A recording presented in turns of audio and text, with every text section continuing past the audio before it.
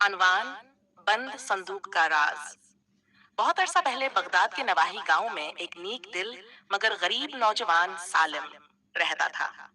وہ ہر روز محنت مزدوری کرتا اور جو بھی ملتا اس کا کچھ حصہ صدقہ کر دیتا۔ اس کی ایک عادت یہ تھی کہ فجر کے بعد اور عشاء سے پہلے کچھ وقت وہ تنہائی میں اللہ سے راز و نیاز کرتا۔ ایک دن سالم کو مسجد کے دروازے کے پاس ایک پرانا لوہے کا بند صندوق ملا۔ اس پر ایک عجیب تحریر لکھی تھی: اس صندوق کو وہی کھول سکتا ہے جو اللہ پر مکمل یقین رکھتا ہو۔ سالم حیران ہوا، صندوق اٹھا کر گھر لے آیا۔ اس نے کھولنے کی کئی کوششیں کی مگر کچھ نہ ہوا۔ اس نے یہ راز کسی کو نہ بتایا۔ 3 دن گزرے۔ ہر رات خواب میں ایک نورانی چہرہ اسے کہتا: صندوق میں وہ راز ہے جو تمہاری قسمت بدل سکتا ہے، مگر شرط ہے کہ تم آزمائش سے نہ گھبراؤ۔ چوتھی رات گاؤں کے رئیس کو اس صندوق کا پتہ چل گیا۔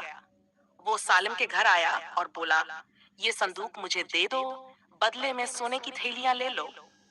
سالم نے انکار کر دیا: یہ اللہ کا راز ہے، میں اسے دولت کے بدلے نہیں دوں گا۔ رئیس ناراض ہو کر چلا گیا، لیکن اگلی صبح صندوق غائب تھا۔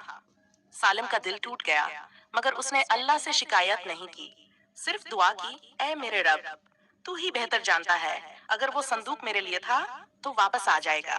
2 دن بعد رئیس کے گھر سے شور اٹھا۔ رئیس پاگلوں کی طرح چیخ رہا تھا۔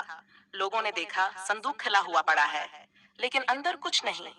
جب سالم نے یہ سنا تو وہ مسکرایا اور بولا: صندوق صرف ایک آزمائش تھی، اصل خزانہ ایمان ہے اور اللہ کی رضا۔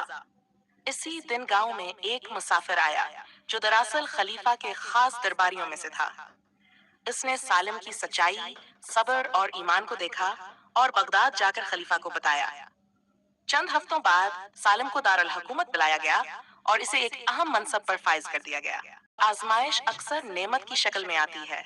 صبر، سچائی اور یقین انسان کو وہاں پہنچا دیتے ہیں جہاں وہ سوچ بھی نہیں سکتا۔